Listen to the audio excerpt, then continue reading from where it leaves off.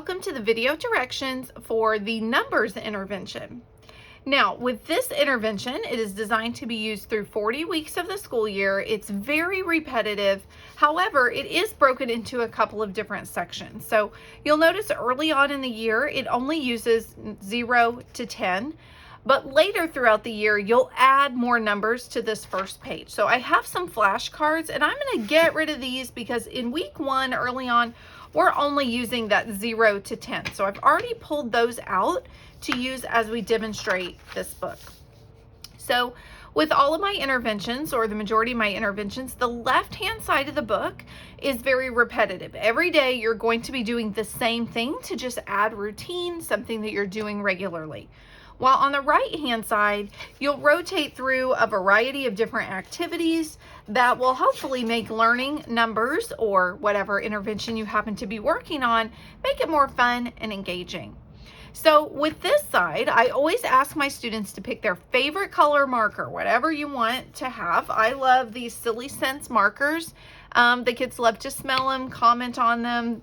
They think they all smell like cotton candy, you know. So anyway, I love to grab your favorite color of marker, and then we're going to circle these numbers as we read them. And so I always shuffle them up. They're not in the same order.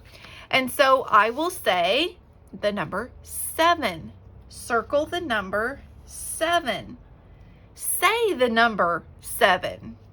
Trace the number 7. Write 7 in the air. So we do a lot with that. With letters, when we do this, we say, you know, a,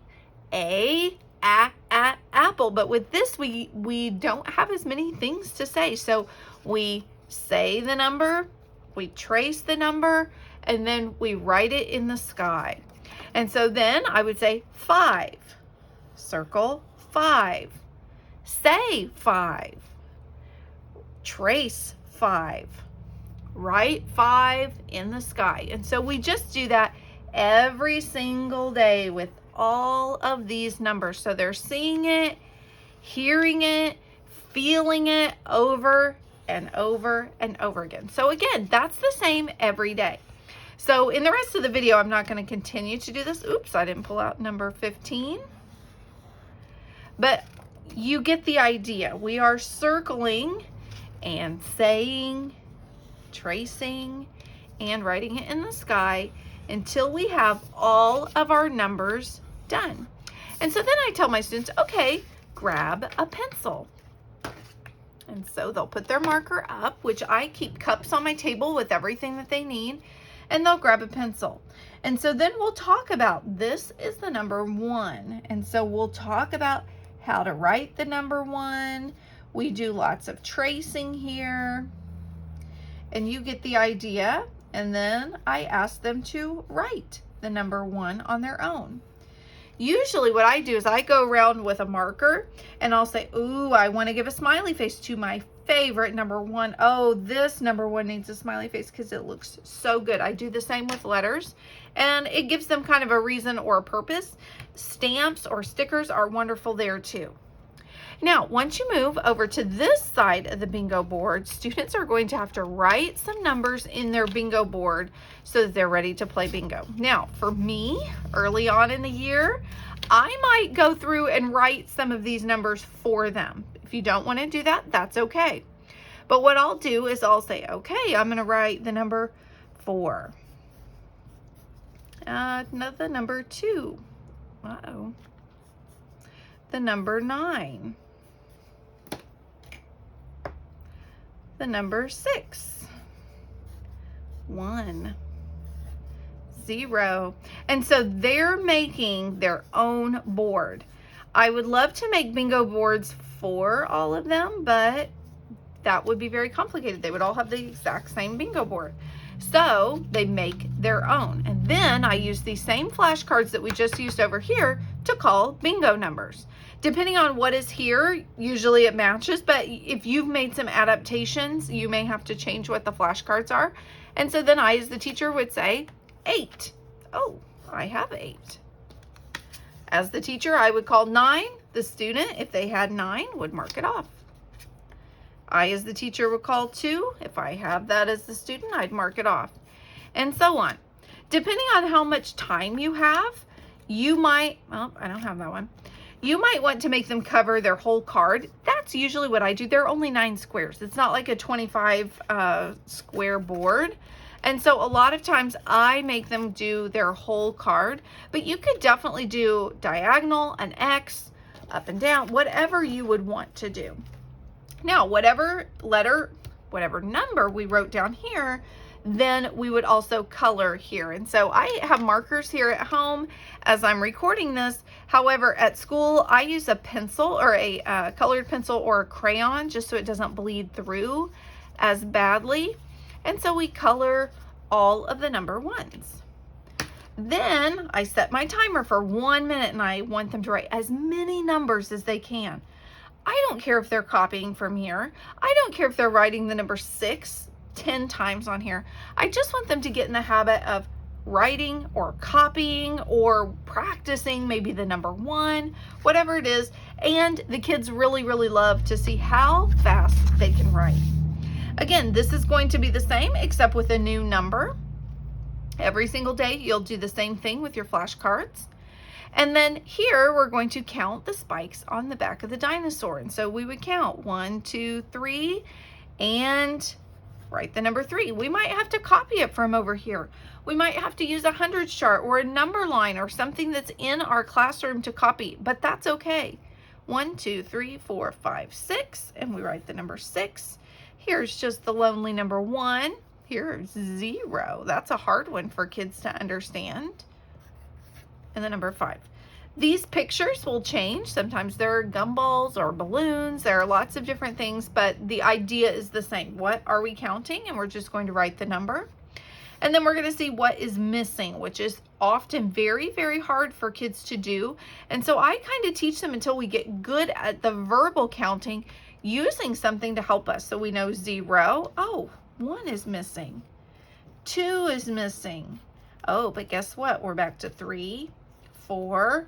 Okay, and then usually I go back and count it. Make sure we got it right.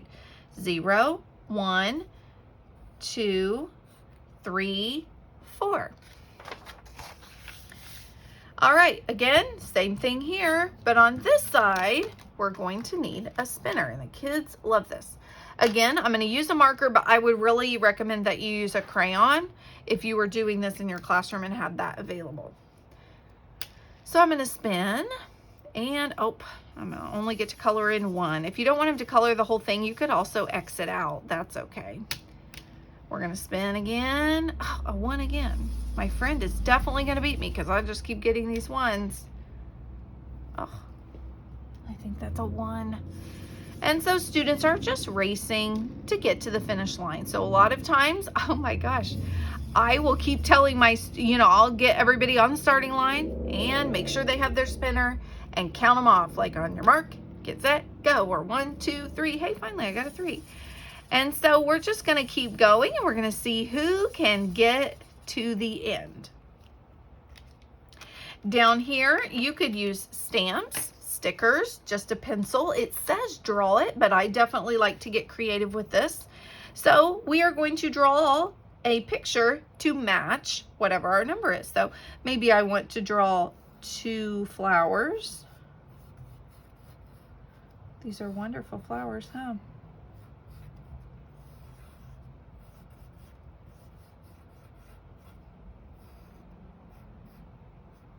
And maybe I draw 1 sun. Maybe you don't want them to be as detailed and you would rather them just do circles or squares or X's. That's fine too. Again, use your discretion. You know your students and the amount of time that you have. Again, you'll do the same thing on the left-hand side that you've done every other day. And on this side, you're going to need dice. I like these foam dice, which I ordered from Amazon. There's a bigger version of these also at the Dollar Tree. So whatever you have, you can use real dice. That's certainly fine. It just makes more noise. I don't love all that noise in my room. So I like to use the foam dice. And then I'm going to count. Remember, we're talking very early on in kindergarten or some very low students in first grade. So we might need to count. 1, 2, 3, 4. Then we'll use our highlighter. And some of my students love to trace, like they actually trace the number. Some color over it. I don't really care what they do as long as they are counting and finding the number. So then we're going to roll again. Here's our number 3. Roll again. Number 2, and we'll just keep rolling until they're all colored, or until they're all highlighted. And remember, they're really going to have to count these 5. They would have to probably really put fingers. 1, 2, 3, 4, 5. Oh, here it is, 5. So you would keep going until all of your numbers are highlighted. Now, you could still keep using your highlighter, or you could go to a pencil, either one. But you would draw in the 10 frame whatever number is out here. So I would like to start with this number 3. 1, 2, 3. Number 2, 1, 2, 0. Am I going to get to draw anything there? I would probably definitely have a discussion with my kids. No, we don't get to draw anything. 0 is empty. So you would fill in the 10 frames. Again, same thing over here. And on day 5, you're going to need your bingo dauber. And I have put the bingo dauber at the last, or the back of the book, as the last activity, because then if it makes a mess or bleeds through a little bit, it's really not a big deal because it's the last page. There's nothing behind it. So with this rotates between which is smaller and which is greater, or which is larger. And so you'll have to pay attention to those directions, and I change it on purpose because otherwise we just get used to doing the same thing, not thinking about, hey, this question is something completely different. So which is smaller? We're going to bingo daub each and every one of those. We might have to even use our hundreds chart or look over here to see, well, which one is smaller?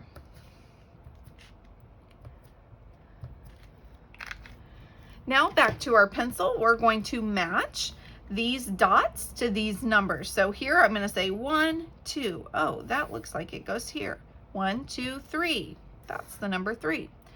We have the number 1. And oh, nothing goes here.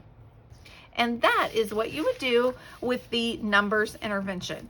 For me, my assistant and I, we use this with 2 different groups this year, and we can really get through everything in about 10 minutes or so. So it's not a lengthy intervention, which oftentimes for my kindergartners is wonderful. We need something that's quick, can be done in a few minutes, but is very focused. We're working on a number of the day.